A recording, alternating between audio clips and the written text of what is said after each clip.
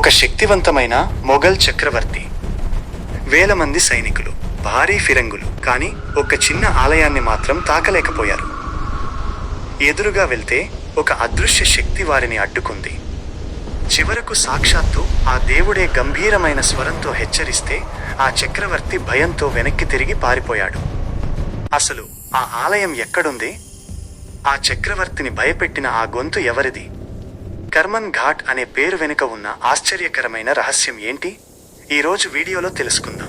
ఆలయ నిర్మాణం 12వ శతాబ్దం. ఈ ఆలయం సుమారు 800 ఏళ్ల క్రితం సాస్య 1143లో కాకతీయ రాజు 2వ ప్రతాపరుద్రుడి కాలంలో నిర్మించబడింది. ఒకసారి రాజు వేటకు వెళ్లి అలసిపోయి ఒక చెట్టు కింద విశ్రమిస్తుండగా అతనికి పులి గర్జన వినిపించింది. కాని తీరా చూస్తే అక్కడ పులి లేదు. ఒక రాయి నుంచి శ్రీరామ అనే నామం వినిపించింది. ఆశ్చర్యపోయిన రాజుకు ఆ రాత్రి హనుమంతుడు కలలో కనిపించి అక్కడ ఆలయం నిర్మించమని ఆదేశించాడు. అలా ఈ ధ్యానాంజనేయ స్వామి ఆలయం వెలిసింది. ఈ ఆలయానికి ఉన్న అసలైన చరిత్ర ఔరంగజేబు కాలంలో జరిగింది. గోల్కొండను జయించిన తరువాత ఔరంగజేబు హిందూ దేవాలయాలను ధ్వంసం చేస్తూ కర్మన్ ఘాట్ ఆలయం వద్దకు వచ్చాడు.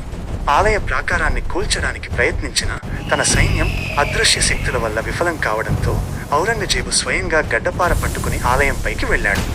కర్మన్ ఘాట్ పేరు ఎలా వచ్చింది? ఔరంగజేబు ఆలయాన్ని ధ్వంసం చేయబోతుంటే గర్భాలయం నుండి ఒక గంభీరమైన ఆకాశవాణి వినిపించింది. మందిర్ తోడ్నా హై రాజన్ తో కర్మన్ ఘాట్. ఓ రాజా, ఈ ఆలయాన్ని కూల్చాలనుకుంటే ముందు నీ మనసును రాయిలా గట్టిపరుచుకో. ఆ గంభీర స్వరానికి ఔరంగజేబు చేతిలోని ఆయుధం కింద పడిపోయింది. ఆ స్వామి విశ్వరూపాన్ని చూసి భయంతో వణికిపోయి అక్కడి నుండి పారిపోయాడు.